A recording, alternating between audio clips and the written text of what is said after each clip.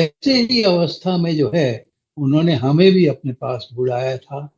और प्राय लोग जो हैं बीमारी की अवस्था में या उनको कोई कष्ट होता है तब वो बुलाते हैं। कोई बीमार होता है, किसी को व्यवसाय का प्रॉब्लम होता है, किसी को एजुकेशन का प्रॉब्लम होता है, किसी को कुछ और प्रॉब्लम होती है। पर हर एक को जरूरी नहीं है कि हर एक को ही प्रॉब्लम हो। हम जब उनके पास पहुंचे थे तो हमें जो है शांति पूर्वक हमारा जीवन व्यतीत हो रहा था। और हमें जो है ऐसा कोई वो नहीं था कि हमारे ऊपर बहुत जैसे दुखों का पहाड़ टूट पड़ा हो, ऐसी कोई बात नहीं थी। जीवन सामान्य व्यतीत हो रहा था। हाँ, ये बात जरूर थी कि मैं उन दिनों जो हूँ आर्मी से रिटायर हो चुका था और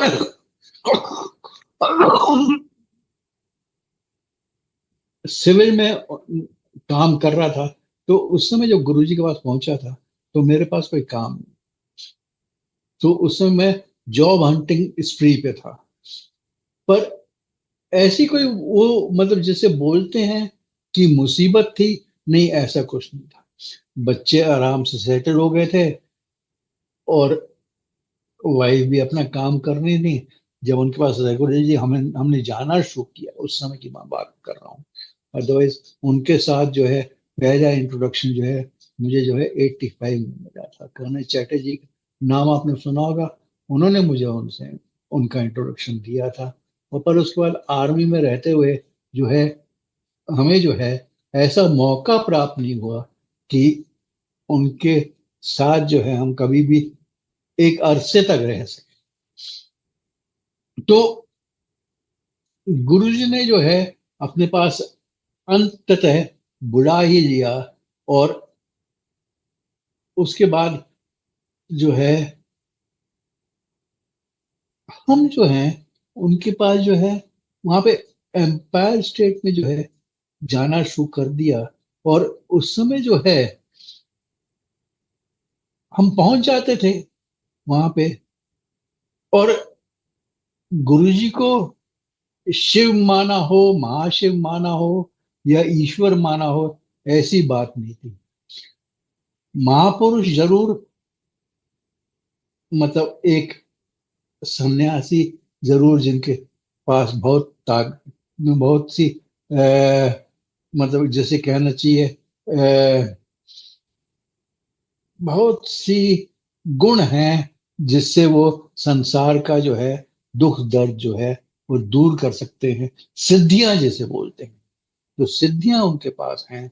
और ये उन्होंने तप करके प्राप्त किया होगा। तो ये ऐसा था पर जब गुरुजी इससे पहली बार मिले तो पहले दिन जो है वो वहां पे रसोई के बाहर जो क्लोजेट है उसके ऊपर बैठे हुए थे।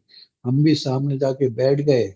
और उसके बाद जो है बातचीत गुरुजी करते रहे कुछ संगत से, हंसते रहे कुछ।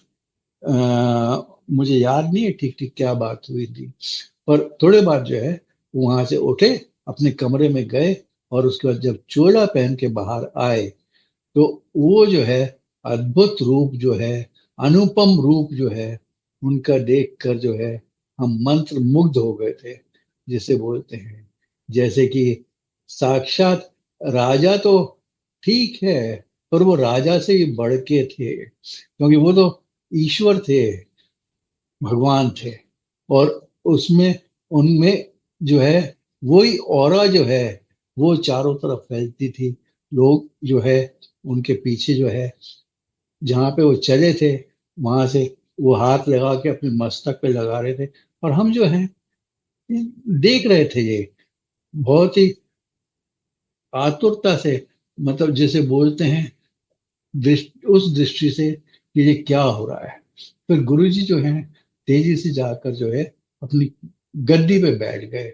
और उसके बाद जो है बातचीत वगैरह होती रही। और हम जो है वहां पे जो है जैसे हमने अपने आसपास देखा तो लोगों की आंखें बंद थी। और उसी बंद आंखों में जो है जैसे वो मेडिटेशन कर रहे हो तो हम भी उसी तरह लग गए और मेडिटेशन कर रहे। और ये बात जो है रोज की हो गई। उसके बाद जो है, और कोई 2 घंटे बाद जो है वो सब उठे एकदम, और वहां पे चटाइयां बिछ गई, और उसके बाद जो है सबका लंगर हुआ। लंगर सर्व हो गया, और चार चार का लंगर जो था वो सर्व हो गया। उसके बाद हमने मिलजुल कर खाया। तो मुझे जो है ऐसा कुछ नहीं लगा। अजीब बात जो कई संगत वाले कहते हैं कि उनको अजीब लगा, मैंने शायद एक्सपेक्ट नहीं किया था, पर फिर भी कोई बहुत ही अचरज वाली बात नहीं थी मेरे लिए। तो जैसे सब लोग कर रहे थे वो वैसे ही हम भी करते रहे। अब उसके बाद जो है चले गए, गुरु ने कोई बात नहीं करी, कुछ नहीं करा। तो नेक्स्ट डे जब हम पहुंचे तो उस समय जो है, नहीं सॉरी, उस दिन जो है गुरुजी ने जो है, जैसे ही मैं आज्ञा जन उनके पास पहुंचा तो उन्होंने मेरे से पूछा, की नाम है तोड़ा? तो मैंने अपना नाम बताया। तो उसके बाद जो है, की करता है? मैंने कहा, गुरुजी रिटायर हो गया हूँ, काम ढूंढ रहा हूँ। और किस में था? सिग्नल्स में। कहते हैं सिग्नल्स वाले कभी खाली थोड़ी बैठते हैं, ये उन्होंने कहा। और उसके बाद जो है हम जो है आ गए अपने घर पे। अगले दिन फिर पहुंच गए हम, जैसे कि वहां पे सत्संग में। और अगले दिन जब लंगर हो रहा था तो उस समय जो है मैं जो हूँ गुरुजी की गद्दी के राइट साइड पे दीवार के साथ बैठा हुआ था बिल्कुल। और जब लंगर खत्म हुआ तो मैं दीवार का सहारा लेके उठ रहा था, पीछे से हाथ लगाते हुए धीरे धीरे। और मेरे उन दिनों एक्चुअली मेरे स्पाइन में जो है बहुत दर्द रहता था। और दर्द इतना होता था कि एक बार जो पोजीशन ले ली तो उसके पोजीशन बदलने के टाइम पे जो है आंखों से पानी निकल जाया करता था, बहुत ही पेन हुआ करता था। और वो चोट भी कोई काफी पुरानी थी, कई साल उसको बीत गए थे। तो मैंने देखा गुरुजी मेरी तरफ देख रहे हैं। और जब मैं उठ रहा था, और बातचीत वगैरह कुछ नहीं हुई, बाहर गए अपने जैसे हाथ मुंह धोकर वापस आए। पर उसके बाद जो है मैंने रियलाइज करा ना अगले दिन कि वो पेन जो है वो समाप्त हो गया बिल्कुल। था ही नहीं, वो दर्द जो है खत्म हो गया। तो गुरु जी का आशीर्वाद जो है वो उसी समय प्रकट हो गया। और उस समय भी वो मतलब एक्सेप्टेंस नहीं हुई कि ये गुरु जी के कारण हुआ है। पर क्योंकि गुरु जी तो ज्यादातर जो कल्याण करते हैं वो बताते भी नहीं है, ना पता लगता है हमें। पर बाद में जब हम रिट्रोस्पेक्ट करते हैं और अपने अंदर ही सोचते हैं, तब हमें पता लगता है कि वास्तव में गुरु जी का कराया हुआ है।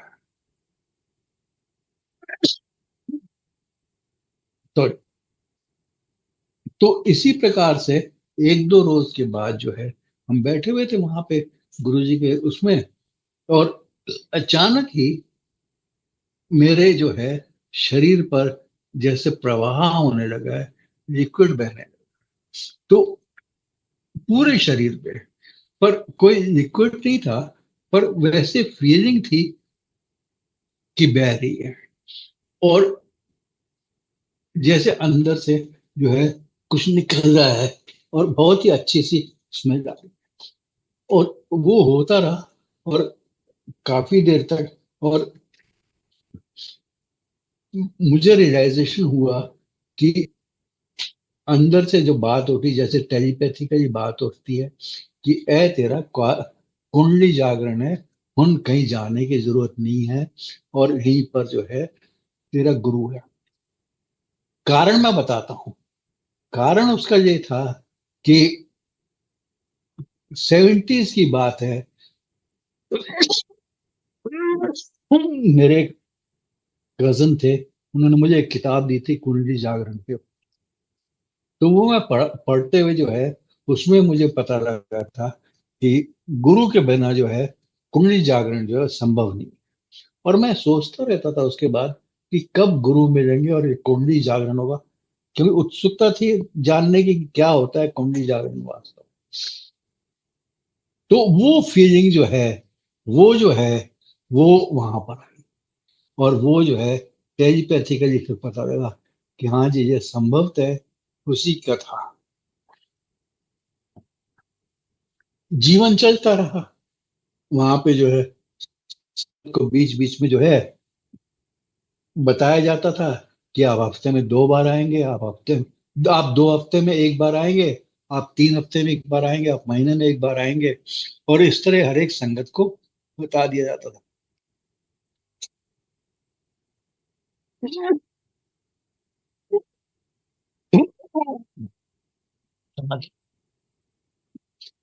तो पर गुरुजी का आशीर्वाद था कि हमें कभी नहीं बोला गया ऐसे।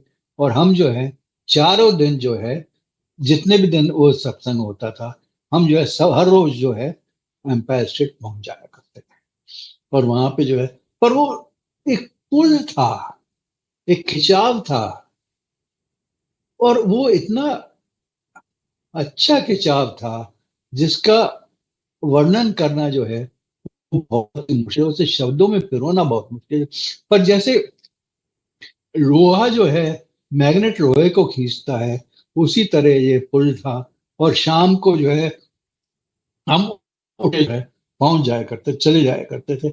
और वहां पे जाके जो है गुरु जी के सामने बैठकर पूरा जो है समय व्यतीत करके, लंगर करके, गुरु से हाथ जय लेकर जो है वापस आते थे।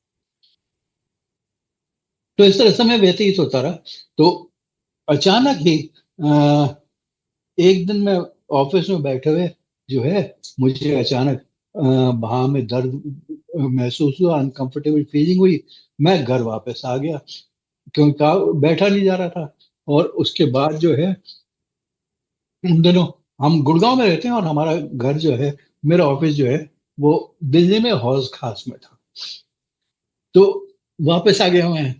और मेरी वाइफ जब वापस आई, आंटी जब वापस आई तो उन्होंने पूछा क्या हुआ, तो मैंने कहा कुछ नहीं, ऐसी तबीयत खराब थी तो मैं आ गया वापस। तो अगले दिन मैं ड्राइव करके जो खुद ड्राइव करके फिर चला गया। तीसरे दिन किसी एक नेबर ने बोला कि तुम्हारी तबीयत ठीक नहीं लग रही। तो अगले दिन जो है सुबह जब हुआ तो मैंने आंटी को बोला, मैंने कहा ऐसा है, वो तबीयत अभी भी ठीक नहीं लग रहा मुझे, तो जाके मैं हॉस्पिटल में दिखाई देता हूँ। उन दिनों यहाँ पर एक ही हॉस्पिटल हुआ करता था और इतना डेवलप भी नहीं था जो है। तो हम जो है उस हॉस्पिटल में पहुंच गए उमकल में, और वहां पे दिखाया तो उन्होंने जो है ईसीजी में कुछ ऑल्ट्रेशन देखे और मुझे एडमिट कर दिया। और उसके बाद जैसे ही बच्चों को पता लगा, आंटी को पता लगा, वो मुझे वहां से निकाल कर जो है एस्कॉर्ट्स हार्ट इंस्टीट्यूट दिल्ली में, वहां पे एंजियोग्राफी हुआ, एंजियोप्लास्टी हुआ। और उसके बाद जो है मेरा जो है स्टेंट डाला गया। और एंजियोग्राफी जब हुआ तो डॉक्टर ने कहा कि भैया तुम्हारा तो जो है 100% ब्लॉकेज था, ब्लड फ्लो है ही नहीं उस आर्टरी में। तो रियलाइजेशन होता है कि गुरुजी ने जो है वो संभाला हुआ था। अब हार्ट की एक आर्टरी में ब्लड फ्लो ना हो रहा हो, कोरोनरी आर्टरी में, और फिर भी मैं ड्राइव करके ऑफिस तक जा रहा हूँ, वापस आ रहा हूँ, ड्राइव करके हॉस्पिटल गया, चेकअप वगैरह हुआ, और ये सब चीजें हुई। तो कौन कर रहा था जिसने संभाला हुआ था, जो कि पीछे से जो है अपना हाथ जो है हमारे ऊपर बनाए हुए था कि इसको जो है कोई गड़बड़ ना हो। गुरु जी के अलावा और कौन हो सकता है। गुरु जी तो महान है, और उनको जितना उनका शुक्राना किया जाए वो कम ही होता है। तो जब वहां से एंजियोप्लास्टी करके वापस आए, और एंजियोप्लास्टी के समय भी डॉक्टर ने बोला कि इतना लंबा स्टेंट मैंने आज तक किसी को नहीं डाला है, ये आपका स्टेंट जो है सबसे लंबा है। तो जब वापस आए तो गुरुजी से आंटी ने गुरुजी को बताया कि इनकी तबीयत ठीक नहीं है। तो गुरुजी ने कहा कि लोटा ले आई। तो लोटा लेके हम पहुंच गए, तांबे का लोटा लेकर गुरुजी ने उसको ब्लेस किया। और नाम पूछा, डेट ऑफ बर्थ पूछा, और उसके बाद जो उसमें कुछ मंत्र वगैरह बोला और दे दिया वापस। और उसके बाद जो है उससे जो है तब से जो है रोज जो है रात को उसमें जल भर के गुरु जी के सामने रख देते हैं, और सुबह जो है वो ले लेते हैं। उसमें से जितना जल पिया जाए उतना पीकर, बाकी जो है नहाने के पानी में बाल्टी में मिलाकर उससे स्नान कर लेते हैं।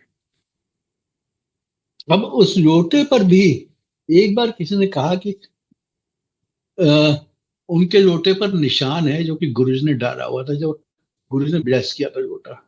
तो हमने भी जब अपना लोटा चेक करा तो उसमें भी निशान था, और वो निशान अभी भी है गुरुजी का।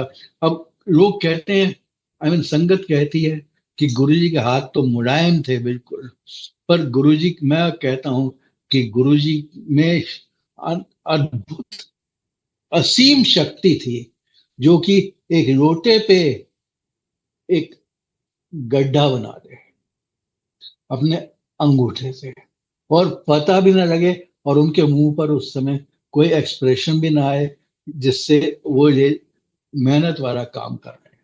अब अगर हम कोशिश करें लोटे पर गड्ढा बनाने का तो हमसे नहीं हो पाएगा, पर गुरु ने करा ये। और उसी के बाद जो है हर साल जो है हम जाते रहते थे रिव्यू के लिए। तो लास्ट ईयर जो है गुरु जी का आशीर्वाद, बहुत लंबा सत्संग है ये वाला, तो मैं आज नहीं करूंगा, पर शॉर्ट में बता देता हूं कि मेरा जो है एओटा जो है, AORTA, वो जो है पिछले साल मई में जो है 11 घंटे की सर्जरी हुई, और उसमें जो एओटा रिप्लेसमेंट हुआ है, और साथ में बाईपास भी हुआ दोबारा।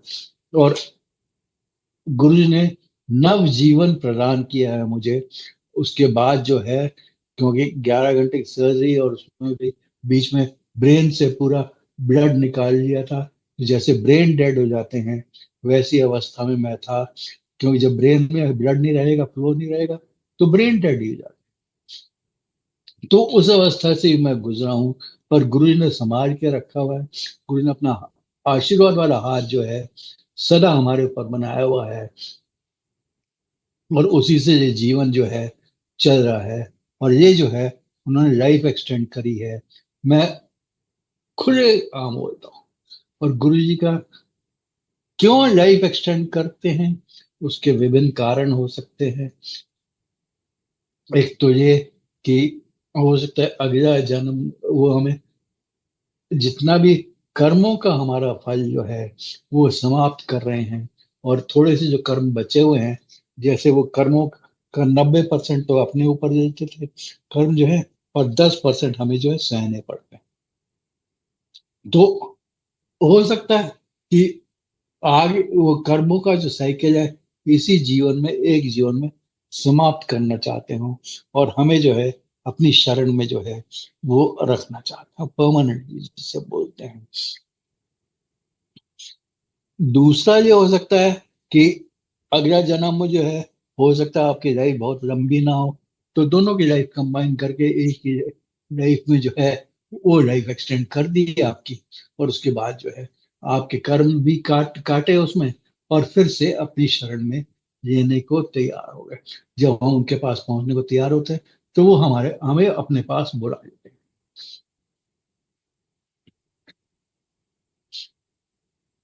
मेरी बेटी थी छोटी वाली, उसे एक प्रॉब्लम था, अ, जिसे न्यूरोलॉजी में कहते हैं मायस्थेनिया ग्रेविस। उसमें जो है आंख जो है वो फड़कती रहती है। तो वो न्यूरोलॉजिस्ट के जो है उसके ट्रीटमेंट करा रही थी। तो अचानक एक दिन मन में क्या आया उसके कि उसने कहा मैं और कोई दवाइयां नहीं खाऊंगी, कि बहुत स्ट्रॉन्ग मेडिसिन थी उसकी जो है। और डॉक्टर ने कहा था कि टाइम लगेगा इसमें, बहुत टाइम लगेगा। तो उसने उस दिन कहा कि मैं बिल्कुल नहीं खाऊंगी, कोई दवाई नहीं खाऊंगी, और सब दवाइयां उसने बंद कर। तो जब हम उस दिन शाम को गुरुजी के पास पहुंचे, तो गुरुजी ने जो है उसे जो है अपने इशारा करके अपने पास अपने सामने बिठाया, और हम जो है एज यूजल जो है सबसे पीछे जाके बैठे, जहाँ पे डीजे अंकल बैठते थे, और वहीं पर। और जब वो सेशन खत्म हुआ, समाप्त हुआ, तो उसके बाद जो है हमें पता लगा कि बिटिया ने कहा कि उसकी आंख जो है बिल्कुल ठीक हो गई है और उसमें कोई प्रॉब्लम नहीं है। और गुरु जी ने वो बिल्कुल उसका प्रॉब्लम जो है समाप्त कर दिया। तो गुरु तो अंतर्यामी है, सब कुछ जानते हैं, तो उनको पता लग गया होगा कि इसने जो है दवाइयाँ खत्म करनी है, मेरे आश्रय रह रही है अब। और उसने कह दिया जो भी करेंगे गुरु जी करेंगे, और गुरु जी ने फिर कर दिया।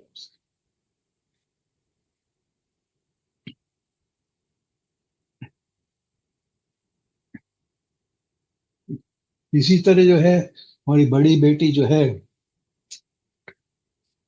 तो वो कंसीव नहीं कर पा रही थी, कुछ उसको प्रॉब्लम वगैरह थी। पर गुरु जी के पास पहुंचने के बाद जो है, जैसे ही वो पहुंची है, हस्बैंड जो है शुरू में तो नहीं पहुंचे, बाद में पहुंचे थे। और उसके बाद जो है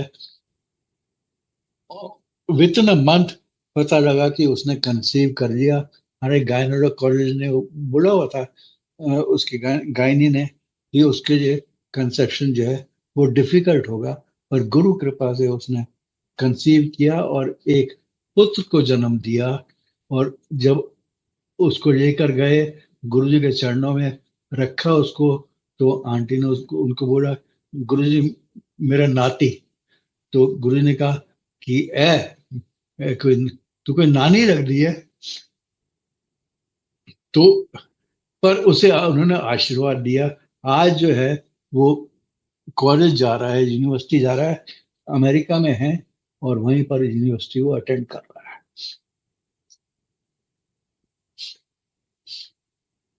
बाद में छोटी बेटी का जो है विवाह भी निश्चित हो गया था। तो जब विवाह निश्चित हुआ, तो हमने जाके जो है शादी के कार्ड जो है वो गुरुजी को सबसे पहले दिए। तो गुरुजी ने जो है वो बंटवाए कार्ड। अब हम तो उस समय ऐसे, मतलब कहना चाहिए कि अनभिज्ञ थे, जानते नहीं थे कि कैसे होता है। पर गुरु जी कार्ड दे दिए, गुरु जी ने बंटवाए, संगत आई विवाह में। और उस समय जो है गुरु जी का ऑरा जो है वो शादी के टाइम पे जो है वो थ्रू आउट फैला हुआ था। पता लग रहा था कि गुरु जी का आशीर्वाद जो है वो उन पर फैला हुआ है। और उसके बाद जो है दोनों ने जाके गुरु जी का आशीर्वाद लिया। और उसके बाद जो है वो फिर उसके एक दो दिन बाद ही वो फिर यूएसए चले गए थे।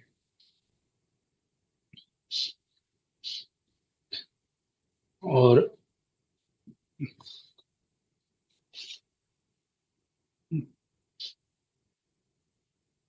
बड़ी बेटी का एक और है किस्सा जो है कि उनकी बहुत इच्छा थी, वो यहाँ पे गुड़गांव में ही थे, तो बहुत इच्छा थी उनके यूएस जाने की, स्पेशली सन इन लॉ की यूएस जाने की बहुत इच्छा। तो एक बार पता नहीं क्या उनके मन में आया कि वो अपना सामान वगैरह पैक करके, पूरा घर डिस्पोज ऑफ करके, सामान पैक करके जो है जितना ले जा सके वो लेकर जो है यूएस चले गए। और उसके उस समय उनके पास टूरिस्ट वीजा B1। तो यूएस पहुंचकर जो है वो, अब इमेजिन करिए कि एक नए देश में, नए शहर में तो आप जाते हैं अपने देश में, पर एक नए देश में जाकर टूरिस्ट वीजा पे जो है आप जाके सेटल हुए। और वहां पे जो है 6 महीने का टूरिस्ट वीजा था। और जैसे जैसे हुआ 5 महीने के बाद जो है वो जो है टूरिस्ट वीजा कन्वर्ट होके जो है यूएस के इमिग्रेशन लॉज के अनुसार जो है उसे बिजनेस वीजा कर। उन्होंने एक इमिग्रेशन लॉयर हायर किया था वहां पे, बस और कुछ नहीं। और उसके अलावा जो है उनके पास गुरुजी का जो है वो आशीर्वाद बना हुआ था। तो टूरिस्ट वीजा पे वो पहुंचे, 5 महीने के बाद जो है उसे कन्वर्ट होके वो बिजनेस वीजा बन गया। और उसके बाद जो है उन्होंने अपना बिजनेस सेटल किया, बनाया, इस्टेब्लिश किया और उसे बढ़ाया। और मुझे ये कहने में गर्व होता है और गुरु जी का आशीर्वाद है कि उनको जो है अपने क्षेत्र में जो है उनका प्रोफेशन जो था उसमें जो है उनको बेस्ट अवार्ड मिलता रहा कई सालों तक, 2-4 सालों तक जो है। और 4 साल के बाद जो है उनको उनका जो है बिजनेस वीजा जो है वो कन्वर्ट होके ग्रीन कार्ड बन गया।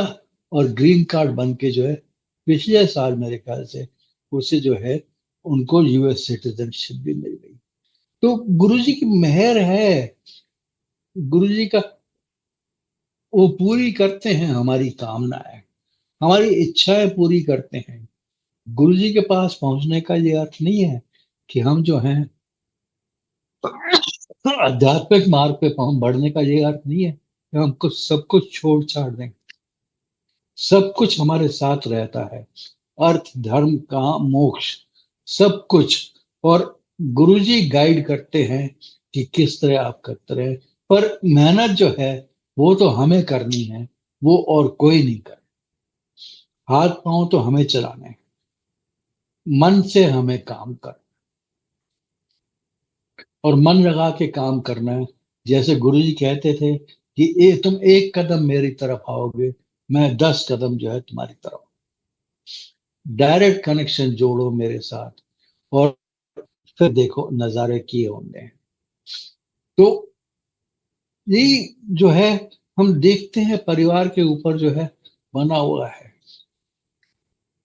ये नहीं कि घर पे रोज अमृत वर्षा हो रही है, ऐसा कुछ नहीं है। पर गुरुजी जो है उनका आभास जो है जब भी होता है, कठिनाई होती है, तो वो जो है गुरुजी जिस प्रकार से दूर करते हैं उसमें उनका उसका कोई सानी नहीं है, कोई कंपैरिजन नहीं है।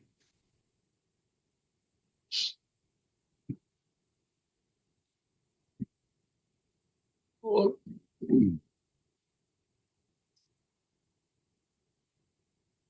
अब और सत्संग जो है, हाँ एक और मुझे याद आ रहा है।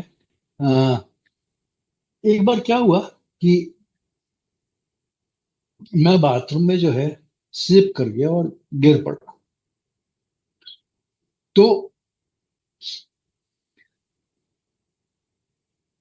अब मुझे पता नहीं कि मेरी छाती जो है जिस पे बैठ के नहाते हैं उस पे लगी या डिवाइडर है बाथरूम में उस पे लगी। पर किसी चीज को हिट जरूर करी। सोमवार का दिन था, हम उसके बाद बड़ा मंदिर चले गए। आंटी और मैं तो रास्ते में मैंने उनको बताया, मैंने कहा बाथरूम में गिर पड़ा था। तो पहले क्यों नहीं बताया? तो मैंने कहा क्या बताते, मैंने कहा ऐसी कोई चोट थोड़ी लगी है। पर जब तक बड़ा मंदिर पहुंचे तब तक मेरा पेन जो है, मेरा दर्द जो है बहुत ज्यादा बढ़ गया था। और इतना ज्यादा बढ़ गया था कि सहा नहीं जा रहा था। तो उन्होंने कहा डॉक्टर अनाउंसमेंट वगैरह करें, मैंने कहा चलते हैं देखते हैं अंदर, उसके बाद में देखेंगे, अभी तो सह रहे हैं किसी तरह। तो अंदर जो जाके फिर दर्शन किए।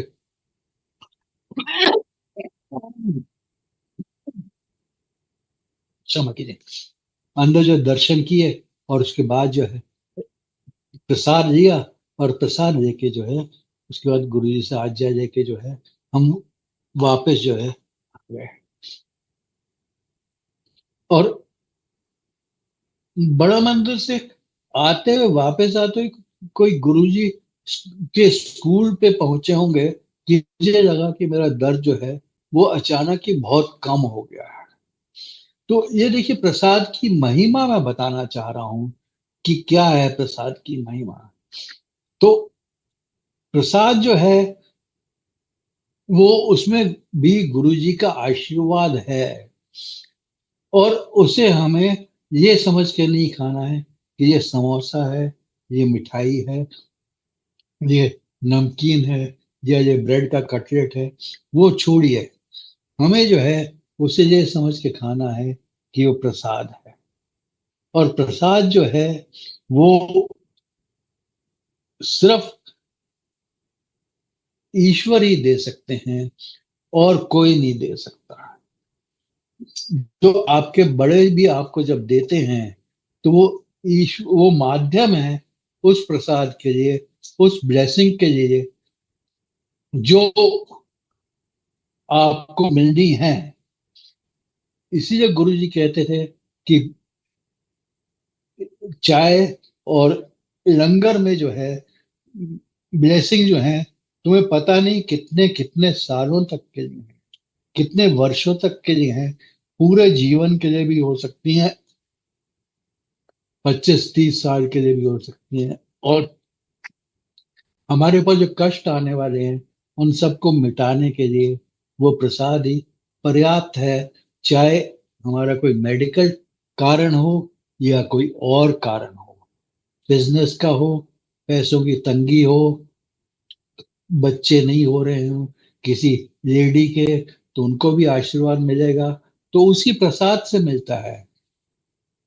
मुझे याद आ रहा है कि एक बार एक अंकल थे, उनकी डॉक्टर ने, जो बहू जो कंसीव नहीं कर पाती 3-4 साल तक, और सब एम्स के डॉक्टर ने मना कर दिया था कि हमने वो कंसीव नहीं करेंगे, कभी उनकी प्रॉब्लम है। पर गुरु जी के पास पहुंचे तो जब उनको चाय मिली, अ, उस समय जो गुरु जी थे तो उस समय चाय प्रसाद नहीं बोलते थे, सिर्फ चाय ही बोलते थे। और इसी तरह लंगर बोलते थे। प्रसाद शब्द जो है वो गुरु जी की महासमाधि के बाद आया। तो जब उनको चाय प्रसाद मिला तो उन्होंने मना कर दिया, उन्होंने कहा मैं चाय नहीं पीती। तो गुरु ने कहा, पी जाए, जिसके लिए आई है वो काम हो जाएगा। तो देखिए, और उसके बाद जो है उन्होंने चाय पी, और पता लगा जी कि महीने भर में जो है वो कंसीव कर गई हैं। और तमाम डॉक्टर जो है चकित थे, सरप्राइज थे कि कैसे ये हो गया, क्योंकि वो कह रहे थे ये कंसीव कर ही नहीं सकती, इसको बहुत ही बहुत बहुत। और उसने कंसीव किया, बच्चों को भी जन्म दिया, और आज जो है ईश्वर के आशीर्वाद से, गुरु जी के आशीर्वाद से वो अपनी अच्छी जिंदगी जी रही होंगी। कांटेक्ट में नहीं है तो मैं कह नहीं सकता, पर ये निश्चित है कि वो बहुत ही अच्छी जिंदगी जी रही है।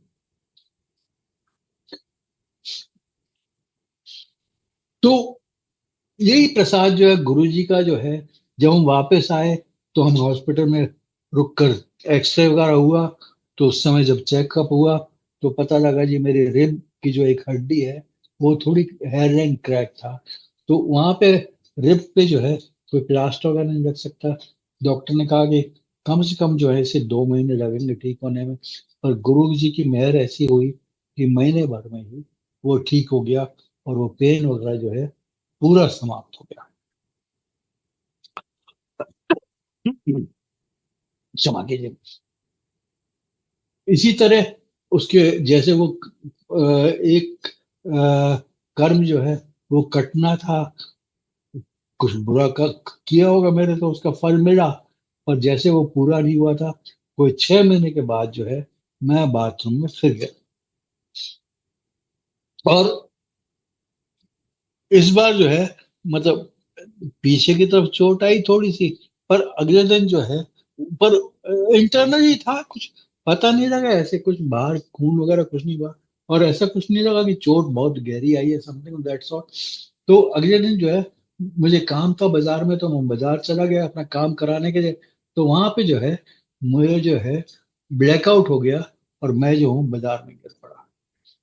तो यहाँ पे बाजार जो घर के पास ही है, तो प्राय सब लोग चाहे नाम से ना जानते हो, शक्ल जानते हैं, तो वो डॉक्टर के पास लेके गए। और जब बाद में जो है जब चेकअप हुआ, तो डॉक्टर ने कहा कि आप कार्डियोलॉजिस्ट के पास जाइए स्ट्रेट अवे, वो बहुत जरूरी है। तो घर आके जब बीपी जब चेक किया हमने, मैंने जब चेक किया, तो पता लगा जी मेरा बीपी जो है वो 80/30 था। जो कि नॉर्मली जो है 130/80 होना चाहिए, वो या 130/70 हो तो ठीक माना जाता है, नॉर्मल माना जाता है। यानी ऊपर वाला 70 to 80 के बीच में होना चाहिए, और बड़ा वाला जो है 130 का, 120, 130, 140 इसके आसपास होना चाहिए। पर मेरा जो है बीपी जो है, ऊपर वाला जो है 80 था, और छोटे नीचे वाला जो है वो 30 था। अगेन गुरुजी ने संभाला हुआ था। उसके बाद फिर जब चेकअप्स के लिए हॉस्पिटल गए, तो वहां पे पता लगा कि इंटरनल ब्लीडिंग हो रही है, उसकी वजह से जो है बीपी जो है वो कम हुआ है। और वो उसके बाद फिर वो तो टाइम लगा, और जैसे जैसे वो अंदर की चोटें ब्लीडिंग वगैरह समाप्त हुई, तो उसके बाद जो है then I started feeling better, और वो जो है मतलब ठीक ठाक रहा है अभी तक उसके बाद से। फिर सच टाइम ये पिछले साल की जो है सर्जरी हुई। तो ऐसा नहीं है कि जीवन में गुरु के पास आओ तो गुरु जी सब कुछ भला कर देंगे, एकदम ऐसा नहीं होगा। अगर लोग सोचते हैं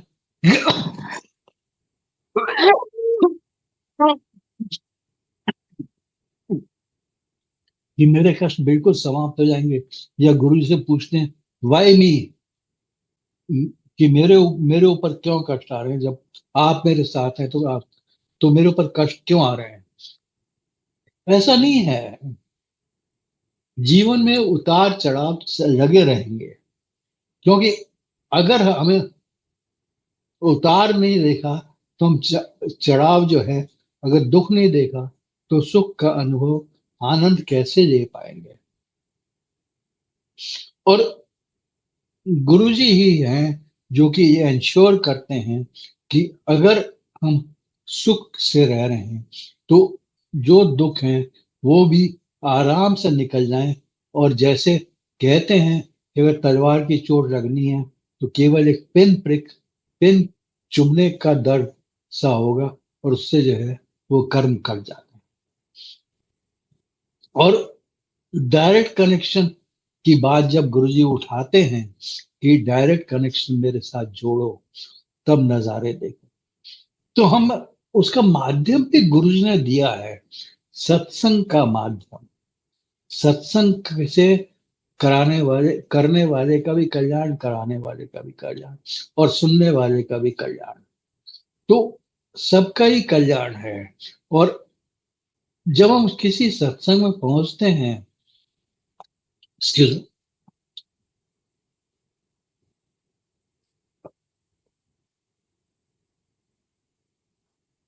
तो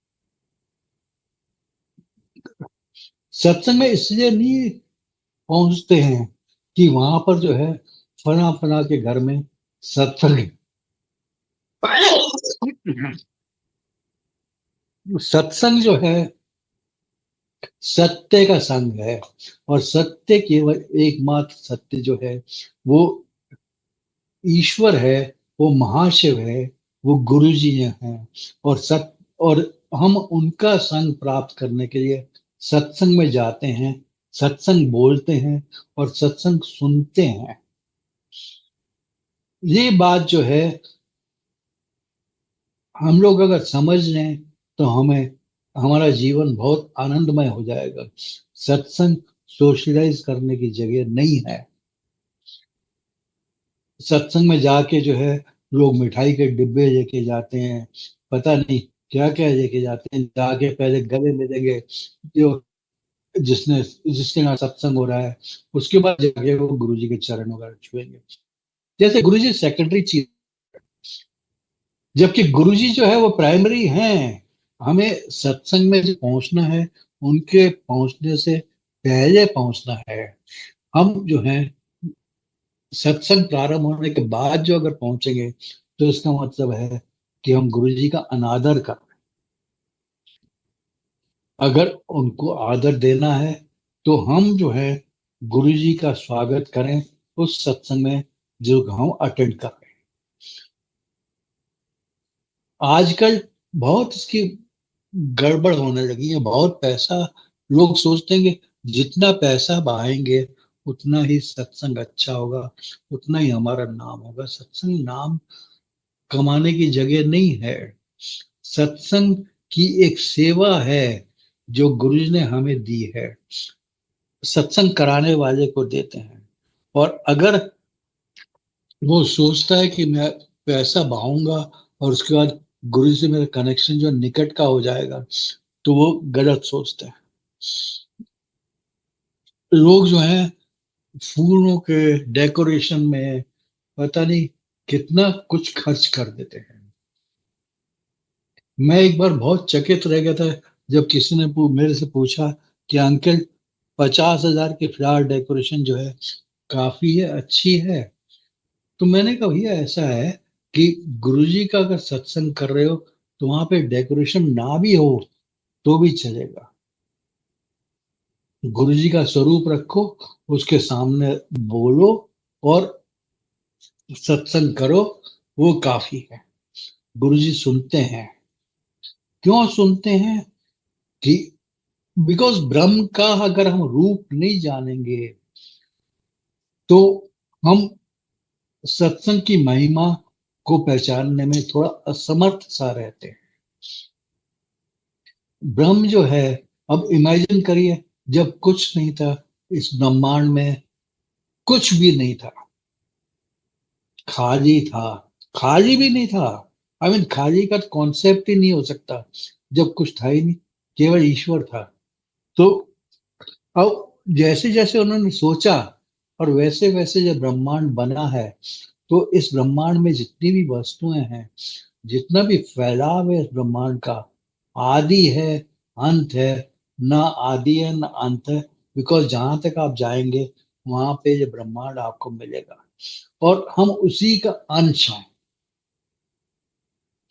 उसी अवेयरनेस का, उसी फैलाव का, उसी एक्सपेंस का जो है, हम उसका एक पार्ट है।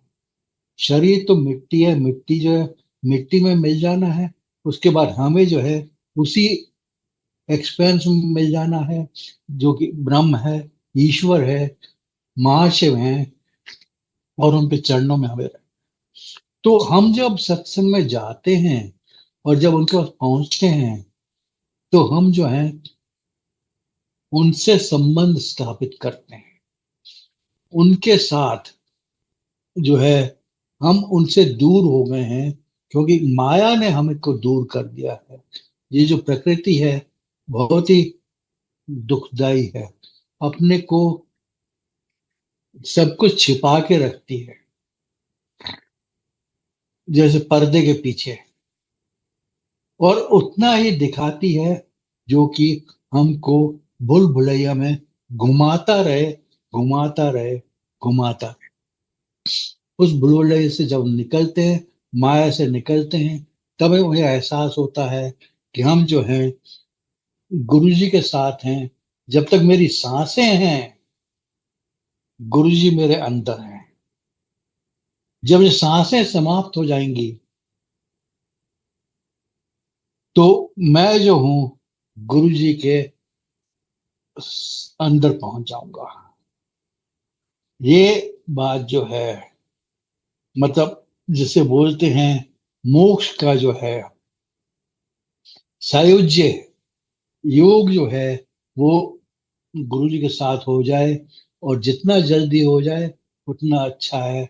और इसलिए कहते हैं कि इस ईश्वर ने सब कुछ बनाया है, उसको पता है कि आपकी कितनी क्षमता है, आप क्या कर सकते हैं, और क्या आप उनके सामने कोई आडंबर नहीं चलता, वे आपकी वास्तविकता जानते हैं। इसलिए करने की कोई जरूरत नहीं है, साधारण सा रखिए, जितना साधारण रखेंगे अच्छा है। अब लोग जो है कॉन्ट्रैक्ट दे देते हैं जी, और तो आजकल बहुत पब्लिसिटी हो रही है कि आप सत्संग कर रहे हैं अपने घर में, A to Z जो है हम आपके लिए सब कुछ कर देंगे, इनवाइट भेज देंगे, उसके बाद आपका आके डेकोरेशन कर देंगे, आपके मेहमानों को रिसीव कर लेंगे, उसके बाद आपका लंगर कुकिंग कर प्रसाद जो है वो चाय प्रसाद जो वो बना देंगे, लंगर प्रसाद बना देंगे, और उसके बाद जो है रिटर्न गिफ्ट देना दे देंगे, गुरु जी की गिफ्ट बांट देंगे। मतलब मखौल बनाया हुआ है हम लोगों ने क्या।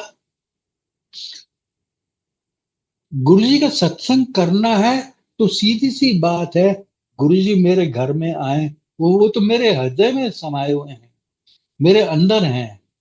वो जहां भी सत्संग हो रहा है वो टाइम पे पहुंच जाते हैं। हमारा फर्ज है हम 5 मिनट पहले पहुंच जाएं। बिल्कुल सादा रखिए। चाय और प्रसाद जो भी बनता है, मीठा नमकीन जो भी बनता है, वो जो है बंटे। और उसके बाद लंगर जितना भी है उसका कोई कॉन्ट्रैक्ट नहीं है। गुरुजी क्यों?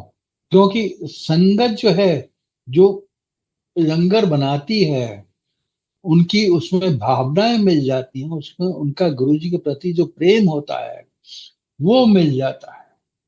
और वो भावना जो है, वो प्रेम जो है, वो विश्वास जो है, वो श्रद्धा भाव जो है, जब वो लंगर में मिलता है, बनाते हुए उसमें प्रवेश करता है, तो वो लंगर जो है वो प्रसाद बन जाता है। उसमें जो है गुरु जी जो है फिर अपनी ब्लेसिंग देते हैं। हलवाई के बनाए हुए खाने में जो है वो नहीं है, क्योंकि उसमें जो है उसका बिजनेस है, उसका व्यवसाय है, उसका पैसे कमाने की, उसको पैसे मिलने की जो लालच है, वो उसमें, उस लंगर में जो खाना वो बना रहा है हलवाई जो है, जो जिसे आप लंगर बना के बांटेंगे, तो उसमें वो पहुंचेगा। और उसमें वो प्रेम, वो श्रद्धा भाव, वो कभी नहीं होगा जो कि वास्तविक में गुरु जी को चाहिए था। मुझे याद है एक संगत के घर वो गुरु जी गए थे, तो वहां पे जो है उन्होंने सर्वेंट्स ने जो है, घर पे जो काम करने वाले होते हैं, उन्होंने खाना वगैरह बनाया था। तो आंटी ने जब कहा गुरु जी को कि गुरु जी भोजन कर लीजिए, तो गुरु जी ने कहा तूने तो बनाया नहीं है, वो घर वालों काम जो करते हैं उन्होंने बनाया है, मैं नहीं करूंगा ये भोजन। और वो बगैर भोजन करे चले गए। बाद में कुछ महीनों के बाद वो दोबारा गए, और तब आंटी ने अपने हाथ से भोजन बनाया हुआ था, और वो भोजन जो है उन्होंने स्वीकार किया और वो उन्होंने खाया।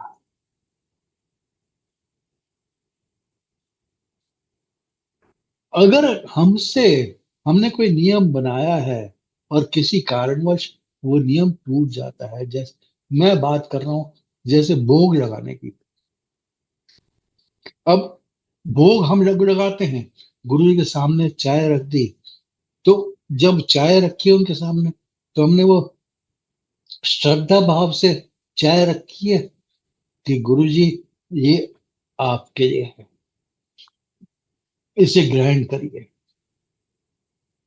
लंगर जब रखते हैं तो गुरु जी आपके लिए है। जब वो लंगर जो है सत्संग के दौरान भी जब रखते हैं, तो गुरु जी आपके लिए है, इसे ग्रहण करिए, कृपया ग्रहण करिए और सबको इसका आशीर्वाद दीजिए। तो तभी जो है हमारी बात जो है गुरु जी तक पहुंचेगी, और हम उस लायक होंगे कि हम जो है गुरु जी से कुछ प्राप्त करने योग्य हो जाए।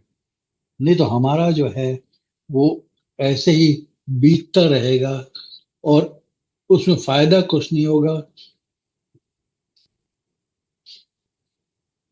और गुरु जी जो हैं वो बिना आशीर्वाद दिए चले जाएंगे। तो हमें जो है करना क्या है, हमें अपना गुरु जी के प्रति जो है विश्वास, उनके श्रद्धा, उनके ऊपर जो है ये सोच के चलना है कि जो भी ये कर रहे हैं, मैं तो मीडियम हूं, करने वाले तो गुरु जी हैं। और दो ही बातें उनके लिए जरूरी हैं, एक प्रेम और एक भावना। और अगर हम उनको ये दो चीजें दे सकें तो वो इन्हीं दो चीजों के भूखे हैं और किसी चीज के वो भूखे नहीं हैं। बाकी तो वो आपको दे रहे हैं, आप उनको क्या दोगे? कुछ नहीं दे सकते। जो हमारे लायक होता है वो हमें देते हैं। हमें सिर्फ उन पे विश्वास रखना, उनको मानना है, उनसे कुछ मांगना नहीं है। क्योंकि यदि हम उनका अंश हैं तो उनको पता है कि हमारी क्या जरूरतें हैं, कब उसे पूरा करना है, और वो उसके मुताबिक ही उसे पूरा करेंगे। तो गुरुजी पे जो है मेरा भाव जो है गहरा होता गया है। और एक चीज और मैं जानने से पहले कहूंगा कि गुरुजी ने जाने से पहले जो है, अपनी महासमाधि लेने से पहले कुछ संगत को बोला था कि सत्संग लिख कर लाओ। और वो सत्संग जो है, एक अंकल ने, जीतू अंकल, उन्हें कंपाइल करे। और उन्होंने जो है, गुरु ने उनको सत्संग दिए, उन्हें कंपाइल करा, और वो लाइट ऑफ डिविनिटी के फॉर्म में आए हैं। बाद में गुरु जी ने आशीर्वाद दिया मुझे। ये उनका सबसे बड़ा आशीर्वाद जो मुझे प्राप्त हुआ है कि उस लाइट ऑफ डिविनिटी का हिंदी अनुवाद करने का जो कार्य है उन्होंने मुझे सौंपा। और वो जो है हिंदी में दिव्य आभा बनकर जो है वो प्रिंट हुई है। और उसके जो है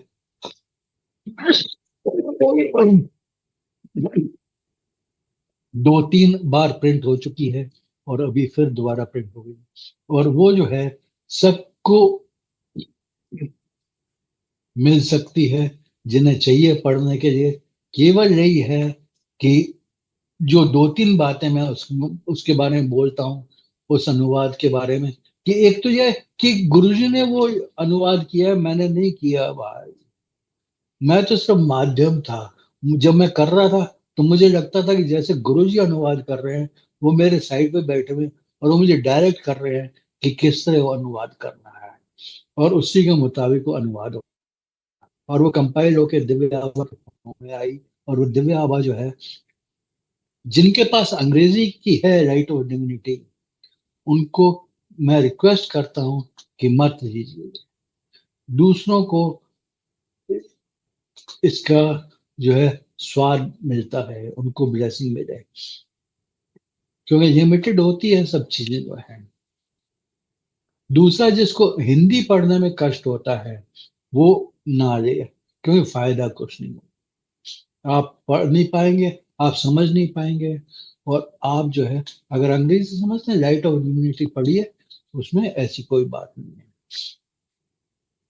तीसरी बात जो है, अगर आपको इसे अपने मंदिर में लाल कपड़े में बांध कर रखना है तो प्लीज मत लीजिए। अगर लेना है तो दिव्य आभा जो है, वो जैसे शब्द होते हैं, आपको आपके सवालों का उत्तर देते हैं। मुझे बताया गया दिव्य आभा और लाइट ऑफ डिविनिटी भी वैसी ही पुस्तकें हैं।